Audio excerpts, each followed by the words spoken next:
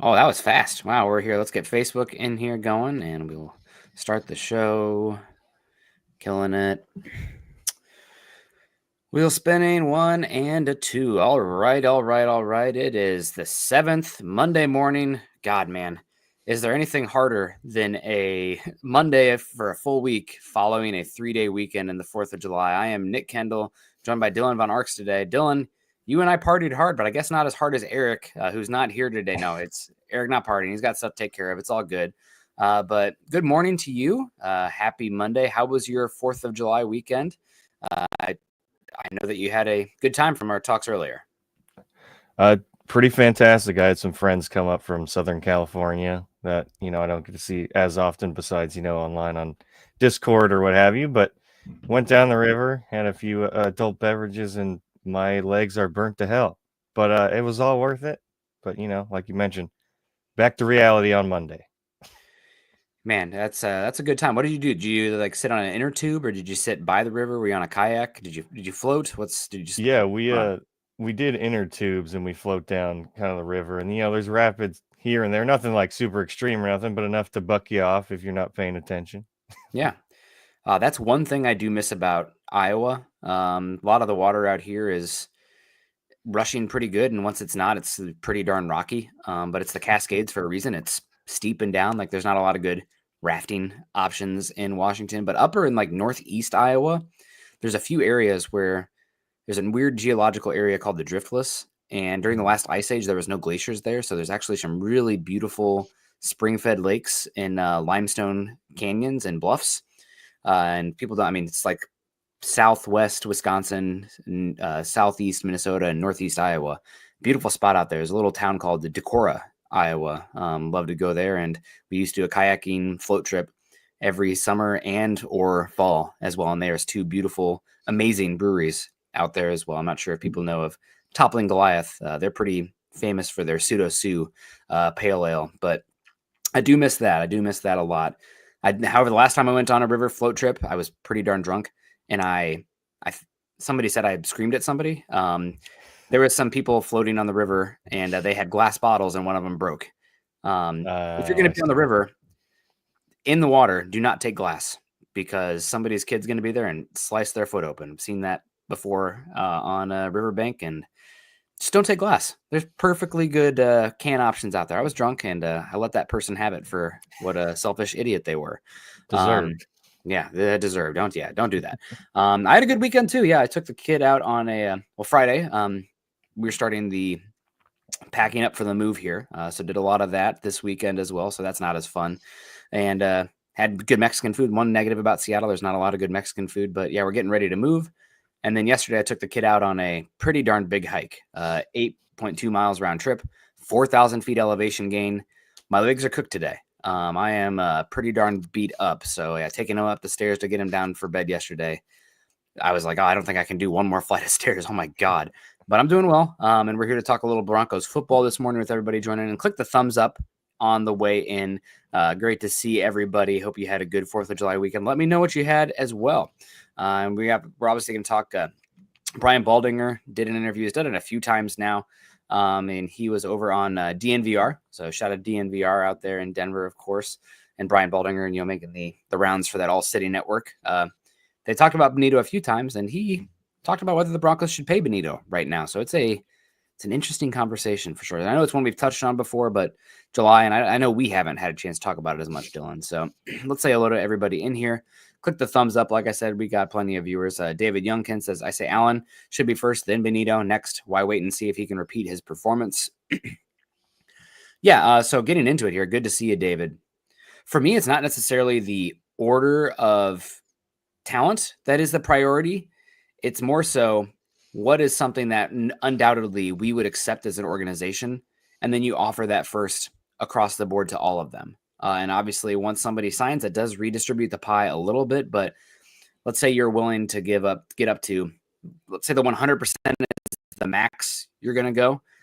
You offer them 75% first, and if they take it, kind of like what was it, almost 10 years ago now, when the Broncos signed Chris Harris Jr. and Derek Wolfe before they hit free agency. Well, sorry, Malik Jackson, but we got the return on investment, the APY is lower than probably what it would be on the open market. So I think you offer Cortland Sutton, John Franklin Myers, Nik Bonitto, Zach Allen, all contracts that are 75% of what you'd be willing to offer right now. And let's say JFM jumps at it. Okay, well, great. We have that player in the bank now for a value in our eyes. So again, if we were ranking the players, it's Allen, Bonitto, Sutton, John Franklin Myers, I think is probably how you'd stack them. But they're all good. I'd love them all back. So that's how I approach it personally. Yeah, and in terms of repeat performance, David, I'm glad you kind of added that in there. One player that I think of, and obviously it's never going to be a one-to-one, right? All players are different for the most part. I think back to Vic Beasley with the Falcons, where he had an absolutely amazing season back in 2016, 15 and a half sacks. They paid him fat, and then guess what? 5 sacks, 8 sacks, 0, 0, 0. So obviously, again, not a one-to-one, but I do worry about paying players because, hey, maybe they could be a one-year wonder. We've seen that before, like I mentioned with Vic Beasley. So while I don't really want to throw all that money at Bonitto just yet, if we have to pay him a little more the following season, so be it. But I'd rather have a sure thing than banking on him having another outstanding season like he did last year. Mm-hmm. Yeah, we'll get into it a little bit more here because I do want to read what Brian Baldinger said. Bonitto's been a great player. Do I personally think he's this absolute like transcendent face of the league level pass rusher? You know, you're talking about like when TJ Watt was at his peak, what Myles Garrett still is, what Micah Parsons is. I mean, heck, even Max Crosby. No, I think he's probably a tier, maybe 2 below that, but still a very valuable player. I think the analogy that I've used with Eric a few times is he's a pitcher and he has a 102-mile-an-hour fastball. The changeup, the curveball, not exactly there. He's getting strikeouts. You know, is he going to win the Cy Young? I don't know, but is he a number 1 top of the rotation guy? He's not starting the All-Star game, but he's up there as far as an edge rusher. So you'd be happy. You'd love him even more so as your number 2 starter as a pitcher or your edge, or you're not even your edge, but your defensive line in general, which I think he is with Allen there. But he's still incredibly good. So good to see you, David. Hope you had a good 4th. Hopefully you still have all your digits. Hopefully no wildfire started by anybody in here. Otherwise, Smokey the Bear and I will find you. Chase Wellner, Rise and Shine, Broncos Country. Great to see you, Chase. We got Brian Dunn. Good morning. Great to see you. We got a super chat coming in here. Denver Luke. Howdy, y'all, with the cup of coffee in there. Great to see you. I need it. I'm tired. Broncos fan for life. Good morning, Broncos Country. Man, great to see you. Gatorade Gaming. Morning, Nick and Dylan. What's good, Broncos Country? Man, the full week after a 3-day weekend is a little bit rough, especially because I don't know if there are any more holidays until Labor Day. We really need a lot more summer holidays. Like, can we move like President's Day into like August or something? Like, just something like that. We need a few more summer holidays. Granted, I know people are taking PTO then, but come on, we need a little bit more time, especially like daycare or like kids being home. Let's make it happen. Roy Osborne, good to see you. Had a great 4th. Not a good 4th, a great 4th. That's great to hear, Roy. We got Rob Bucksbaum in the house, killing it. Good to see you. Mike Thompson says, pay Bonitto now. I do think that there is an argument either way, but it's not necessarily yes or no. It's what is the cost? What price are you willing to get to? And is he willing to get there? I don't know. We got our guy Michael coming in, always supporting us. Hope you had a good 4th, Michael, out there in sunny Tucson, Arizona. I have not been to Arizona yet in my life. I'm not a golfer, Dylan, and also I'm much more forest and mountains as opposed to desert. But not to be too cliche, I think at some point, like in the wintertime, I'd love to get out to Sedona. It does look beautiful out there, and maybe escape some snow. Yeah, Gatorade didn't light off any fires because he didn't want Nick and Smokey to come find me. That's good. You wouldn't, especially with this beard I got going on. I carried 45 pack up, 8 miles, 4,000 feet elevation. You might be faster than me, but I will catch you. Eventually, I will wear you down. Yeah, good to see you. We're talking about a little bit about Malik Jackson as well. That was a bummer. I'm happy that he got paid and had relative success in Jacksonville. I know it's kind of bitter feelings, but that's going to happen probably coming up here with the Broncos, unfortunately, as well. Good players are going to leave when you have enough good players to keep already. So keep that in mind, of course. Gabe comes in. Says, I would choose to keep Bonitto and Allen if I had to choose. It's Zach Allen for sure. Interior pressure is harder to come by. Interior pressure is harder to come by. I think that's partially due to, I mean, it's just the nature of the position, how much space you have to operate with. You can have help on the interior. Bonitto is a little younger. You do have another. I think John Franklin Myers and Allen are closer to each other than Cooper and Bonitto as well. So, like, let's say you paid 75% compared to 100% to keep JFM, and that let you keep Sutton and Bonitto as well. I just can't imagine it, though. I mean, it's hard to say. The other thing that's really unfortunate is all these guys are really, really good. They're really, really good locker room guys as well. So it's not just the on the field product, but I think George Payton's talked about it before. Guys you've drafted and developed and have done everything right and answered all the questions and worked on the stuff they need to get better. You want to reward those guys. That matters. It's kind of like a self-fulfilling prophecy in the locker room. Bonitto's done that. I mean, 63rd, 64th overall pick.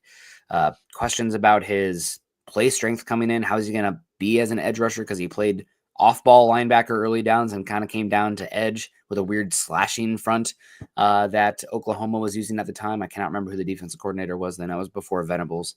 But you want to keep all those guys in-house if possible, and it could happen. We'll see. But on paper, I'm with everybody. Allen would be great to keep, but I'm hoping you can keep both. Yeah, that's the dream, right? And hopefully they can figure something out. George Payton has done great with rewarding players who have played very well for Denver. And like you mentioned, that's a very important thing because other guys look at that who are either being drafted or even some free agents as well and say, okay, you put in the hard work and you get rewarded for it monetarily. And hopefully we see that trend continue. I'd love to keep Bonitto, like you mentioned. There's a bigger gap there between him and Cooper than there is for Allen and JFM, but I do like Zach Allen more quite a bit. And just in terms of like you mentioned, Bonitto, he's still got his problems in the run game, right? And he kind of gets washed out. You saw that in the Bills game. They're like, well, we're just going to run the ball right at you. We're going to tire you out. So when we do go to pass, you're out of gas. And I just want to see him grow more in the area. I'm not sure how much more he will or he can, but that's something to keep an eye on for sure. Yeah, without a doubt. Good point. Good to see Gabe Rocks. Hope you had a good fourth as well. We got Conga coming in here saying, paying Bonitto now might reduce his drive to maintain high performance levels. That's something that you don't pay him if you're worried about that. So, and we don't know him. We're enough degrees removed to speak about that. From everything I've heard, I wouldn't be too worried about that. He doesn't seem like somebody who would be paid and then turn off the switch. I don't think he's truly just motivated by money. Now, it doesn't hurt. No doubt. You want to set up your family and everything. That's the society we live in with that. But I don't think he would turn off that switch and all of a sudden get way out of shape. This isn't an Albert Hainsworth situation for the kids at home, if you recall him. So I guess that's possible. But if you are worried about that at all going into it, based on what you know about him and who he is, you're probably not looking to pay him. So I just, that doesn't sound at all like how he's wired. He's one of the guys who's like constantly in the weight room looking to get better, improve his craft. From everything I've heard secondhand. And you know me, I'm not here to just, blow whatever up these guys' skirts. But it sounds like he's wired the right way. Absolutely. And that goes back to the locker room thing, right? You got to have guys in there that aren't just there for the money, right? There's always going to be some guys who, hey, I'm here to get paid, and that's fine. But if you're trying to build a culture and build up a new team, like Sean Payton has done, flipping this culture around, having a winning culture, you have to have guys like that. So Nik Bonitto, it does seem like he's got his head on his shoulders. Yeah, I think you can have a few like mercenaries here and there, like the short-term contracts. Maybe you trade them at the end of their contract, guys closer to the end. But you don't want them to be your established locker room core, right? Like these are like, do things this way and you can get paid. Young, developing second-year, third-round pick. I guess I'm calling out Jonah Ellis there. But that's kind of the how you want to build that. And I think the Broncos are now at a point with where year three of Sean Payton, I think we can start to see them be selective that way. They're going to have to be selective that way. And by all accounts, I mean, if you had to vote, it used to be a long time, Justin Simmons, but if I had to vote for one person to be like, take from the Broncos and be like congressman right now, it might be Courtland Sutton. I mean, he's just like, does everything right.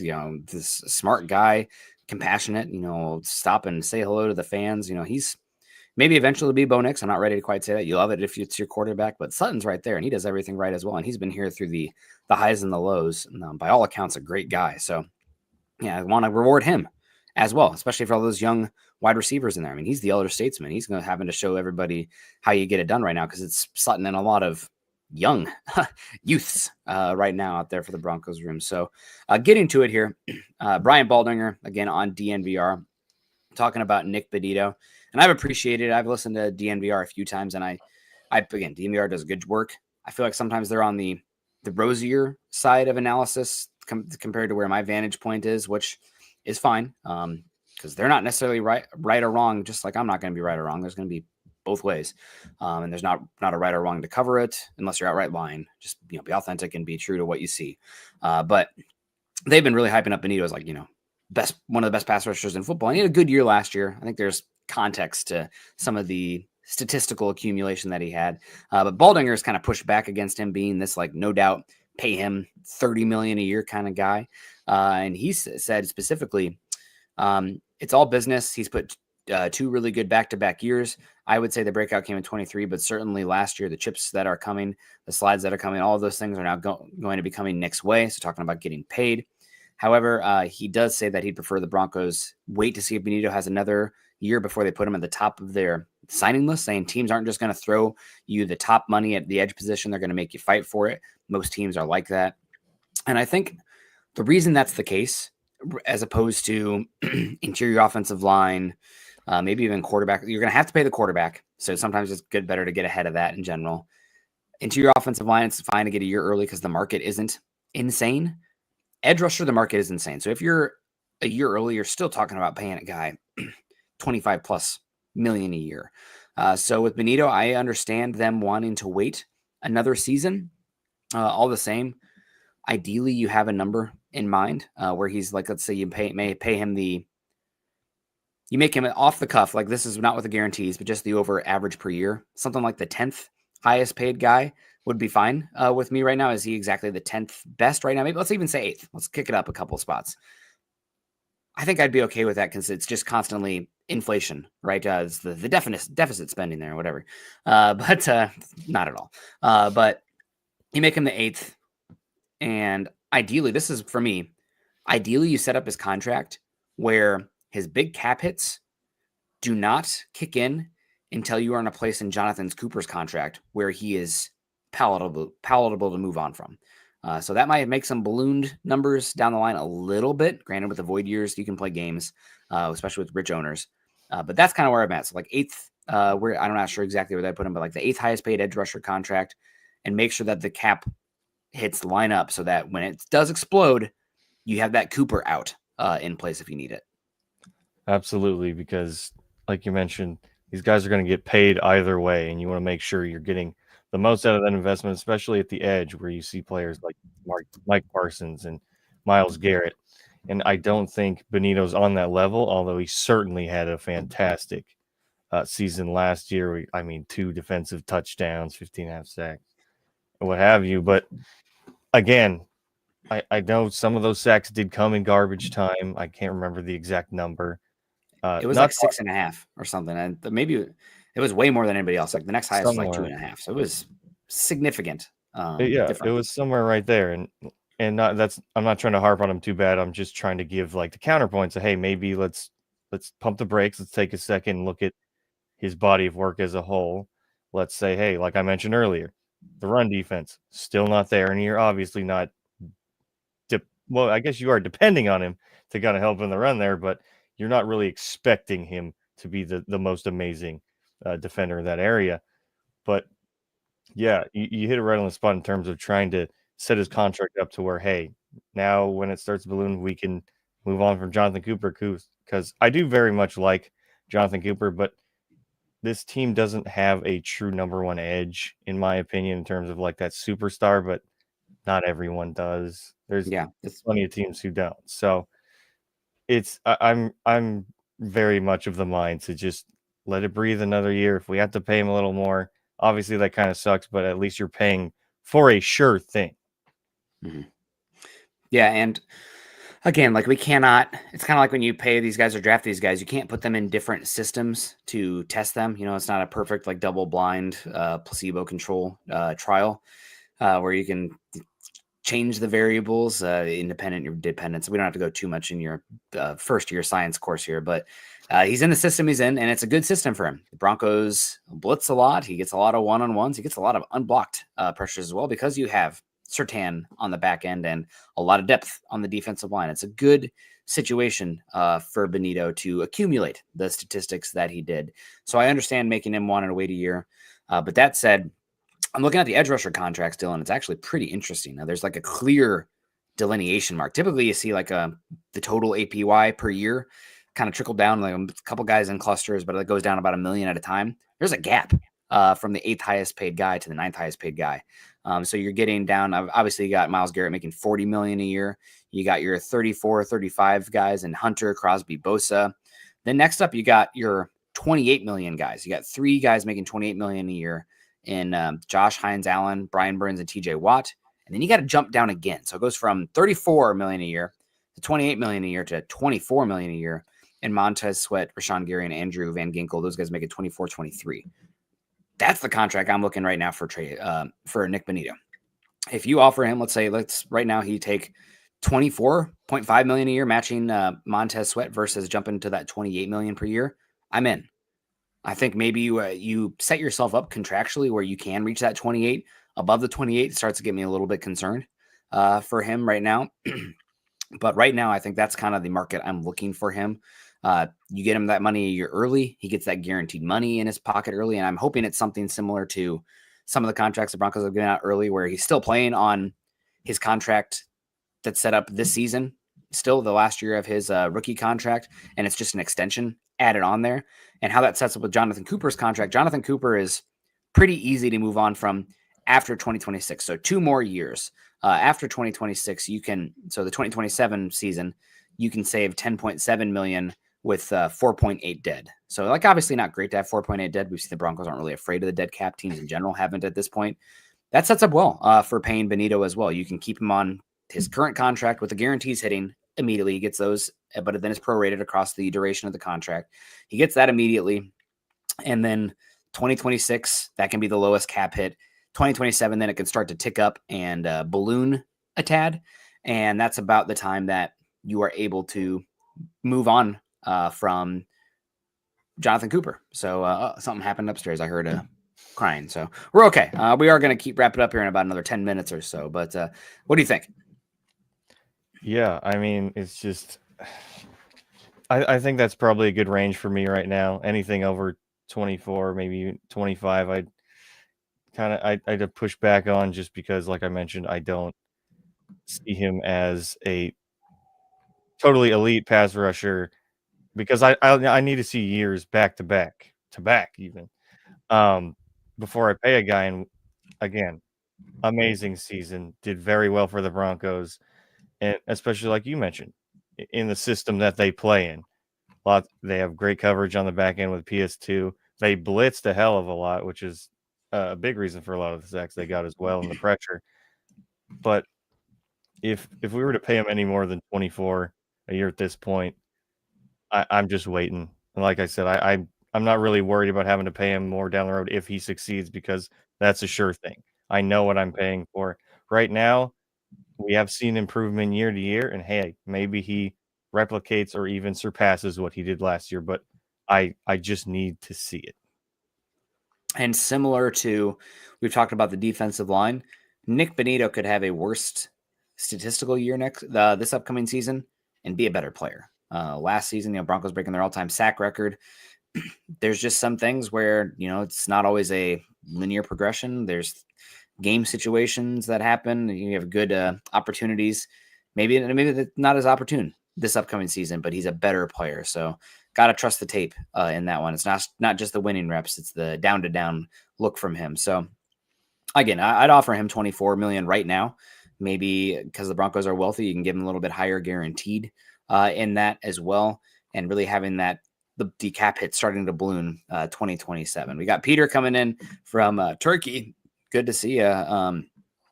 Yeah, man, Turkey. Never been, but I hear it's a really beautiful, historic country. Rob comes in $4.99. Thanks for keeping us afloat here, Rob, in the summer months, supporting Dylan and I, the beard crew. So I prefer when Eric's on just because my beard looks better in comparison, but Dylan's got a much better facial hair than I do. So no, just love having you here, Dylan. Thanks for filling in for Eric. He says, can you touch on how void years work and how rich owners can manipulate that? I'm the wrong person to ask. I mean, if you're giving me a super chat, I'm the right person to ask. But there's people out there like Nick Corti, who works for Over the Cap, who could probably really answer that. I think a lot of the void year stuff, or the rich owner benefit, isn't necessarily about the void years. It's the fact that you have to be able to pay all the money up front immediately, and it's put in furlough, I think is the correct term here. So they get all that money up front, but just for accounting purposes, it's prorated over the duration of the contract evenly. So you will tend to see like there's signing roster bonuses and stuff up front that are playing time bonuses that can be kicked in earlier on, but you tend to see that split across. The void years is just moving some of those guarantees over years where the contract is dead. And it's kind of just banking on the fact that the cap's going to keep moving up. You give yourself a little bit more flexibility immediately, and it's going to be a smaller percentage of the pie 6 years, 5 years down the road. So it gives you more flexibility now. Now, does eventually, if you keep doing that with everybody, it does kind of tie your hands behind your back, but you're kind of banking that the GDP, the cap is just going to keep growing. So it won't take as much of the room long term either. So, and it's something available that if you have rich owners who are willing to have that amount of guaranteed money and lack of flexibility down the line, you can do it. It's a big difference between the Cincinnati Bengals and the Philadelphia Eagles right now and how they're able to add talent to their teams. So having the rich ownership, it's just like being willing to make that much of a long-term guaranteed investment on the team and the players, I think is where that comes from. Yeah, and if you want to talk about nightmare stories about void years, ask the New Orleans Saints. They've been cap hell for a little while here, but they're still chugging along regardless. And like you said, cap, it does go up every year, and some teams are banking on that. In terms of the rich owners, yeah, the Broncos especially are very fortunate to have owners whose money comes from outside of what the Broncos are making, their revenue. So you can kind of supplement some contracts in that way, which is very advantageous. And the team you mentioned, like the Bengals, I mean, they're fighting their top edge rusher and their first round pick right now when it comes to money. So something you don't want to see, but something the Broncos really don't have to worry about to this point. Mm-hmm. Yeah, there's no doubt. Not sure what Mike is saying here. Maybe it's our logic. He's talking about not Nik Bonitto not being motivated. Oh, you're probably talking about Brian Baldinger's comments there. I think it's just, more proof of concept is really where it comes from. I don't think he's not motivated, but just seeing him, if you see somebody do it 2 years instead of 3 years, then you're getting a little bit more of a sure thing. But the negative on that is then the market's going to be higher for him as well. So there's always risk involved, right? It is football. There's injury risk. There's questions you have about some of these players. And every once in a while you step on a landmine. Luckily, I think that's more likely to happen when you're signing guys off the free agent pool as opposed to retaining your own talent. Jawan James comes to mind, Randy Gregory, stuff like that. Not to take us too down a dark pathway there, but yeah, right now, again, I'm looking at just where the edge rusher contracts is. You give him $24.5 million, that puts him in the 7th to 11th highest paid range in the league, but he gets that money a year early. Things happen in the league and get that guaranteed going. I don't know what the Broncos, somebody asked, did the Broncos offer $24 million? I have no idea. I have no inside source on that. I'm just looking at what the market is right now for the edge rusher room. And considering the statistics he's put out on a good defense, and again, how people talk about how he's wired, I don't think, even though it's risky, obviously, to sign guys, you never know what's going to happen in the future. We have questions about him and everything, but I think that 24 million is, I would be fine with, but that's kind of like, negotiations in general. I'm also fine with it, depending on contract structure, getting to 28, but I'm going to hold that 28 and a little bit further down the line. I'll offer you 24.5 right now. If you sign it, you're in, you get that money in your pocket, life-changing, having that end of second round contract versus top 10 edge rusher contract. That's big. So that's that's where I lean. I'm sure Eric would push back. I think it was, back in the early fall when Bonitto was off. I'm like, man, look, considering what he's doing right now, I'd offer him 18 million and just get it done. Well, yesterday's price is not today's price, so it's gone up. I think Eric has talked about it being a different vantage point now because he pushed back against me. He said 18 was too much. I'm like, I don't think so, but that's where we are right now. Yeah, and you're never gonna fully love a contract in a negotiation, right? It's never gonna be skewed necessarily one way or the other. There's some cases I'm sure out there, but you got to pay money for good players, and if Bonitto continues on his trajectory or even just replicates what he did last season, he's due for a payday, and whether that be at 24 or higher, there's a good chance he's going to get it here in Denver. And while I'd not like to put so much money into one player, that's how you build a team. That's just what you have to do, and especially with a rookie quarterback, you have more flexibility on the rookie contract to pay people despite their performance. Sometimes you have to pay a little more, sometimes you get less, but in this case, he's at a premium position. The top four, you got quarterback, up like left tackle, edge, and corner. Those are like the big four right there. And Bonitto, he's going to get paid. I do believe that. I think he does have a good season here coming up. Will it be as good as last season? That's hard to say. Yeah, absolutely, no doubt on that. And we'll see. Man, it's going to be big. See what happens. We're wrapping it up here. Yeah, Nick and Dylan's beard brought to you by Manscaped. If Manscaped, pays us, we'll shave on air, and then we'll shave our faces after that. I had to do it. Todd, good to see you. Hello, Broncos country. Always good to hear from you, Todd. Hope you're doing well. Hope you had a good fourth. We have Bonitto Burrito might get a new contract, but who knows really?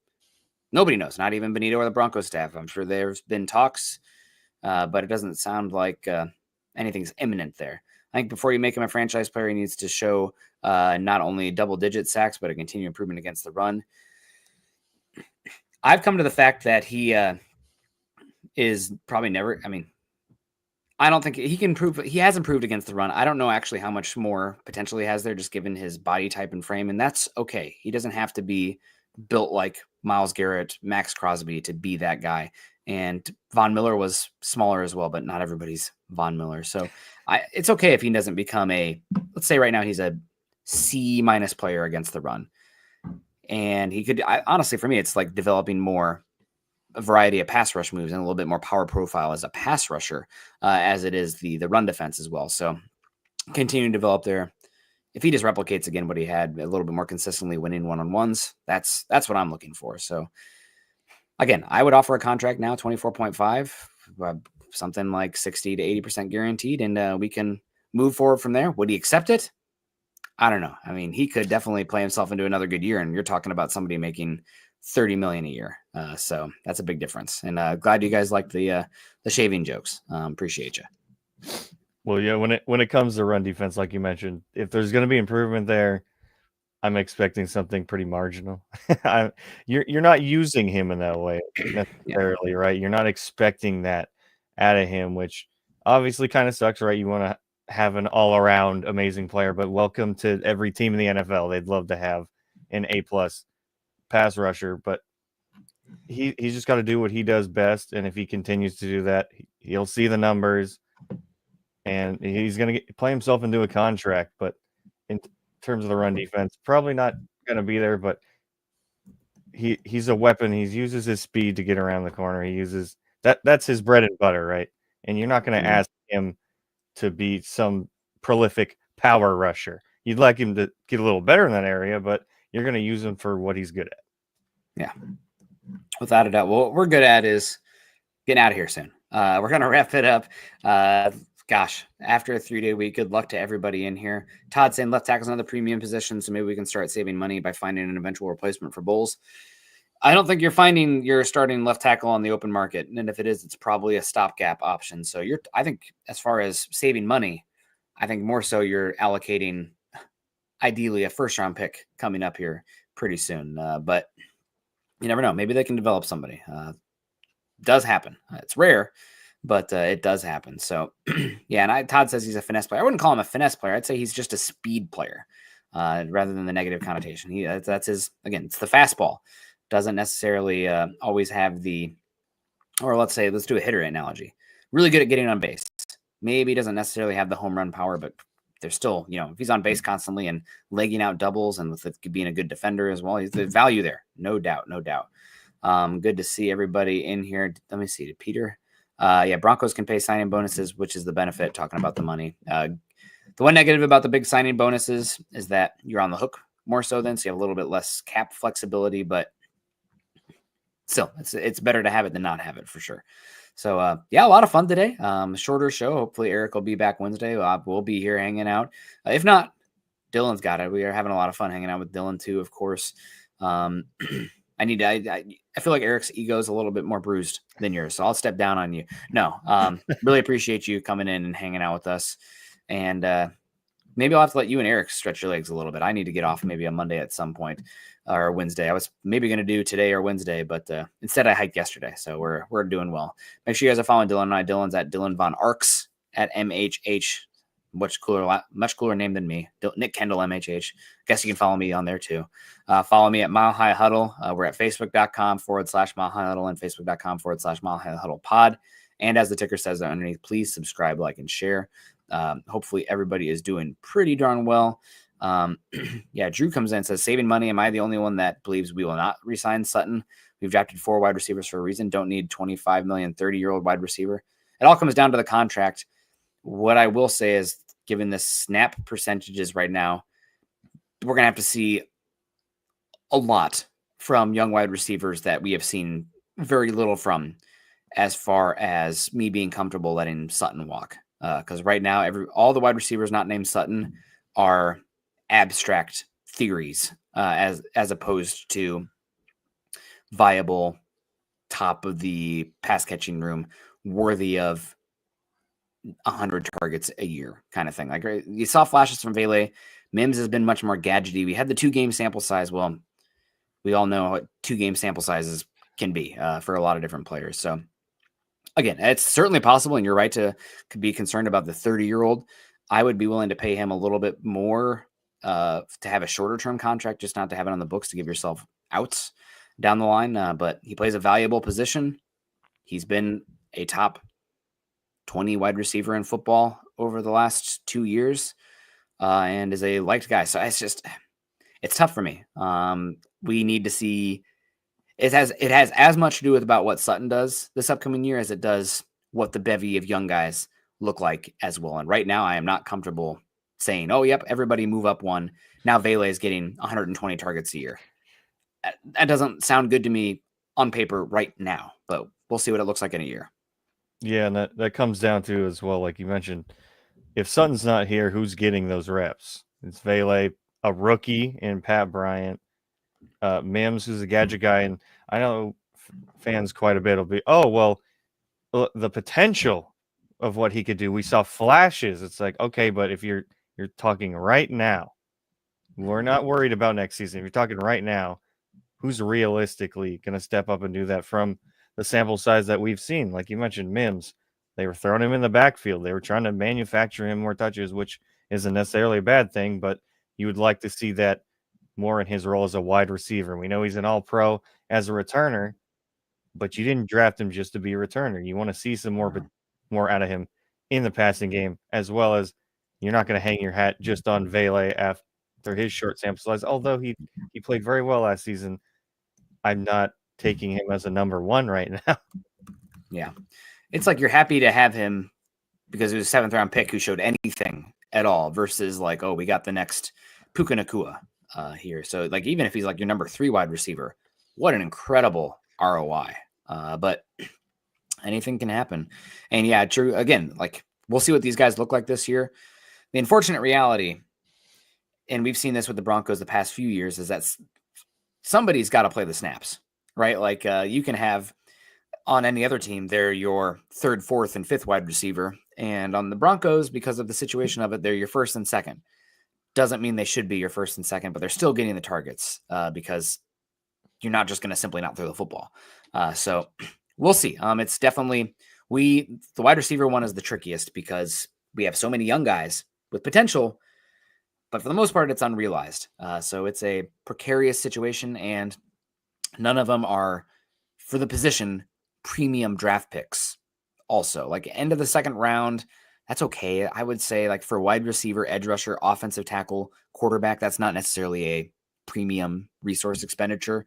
Third round, early third round pick on Brian, that's not a premium resource expenditure for wide receiver, which then you have a little bit more pedigree to bank on. So we'll see. We will see. Again, that's a tough one. We'll have to talk about that at some point. Michael Ronquillo, good to see you. Great show today. Nick and Dylan on Broncos for breakfast. Hopefully everybody had a good weekend. Hopefully you're not too bummed about the full week following the 3-day weekend. Hopefully you still have all your digits intact.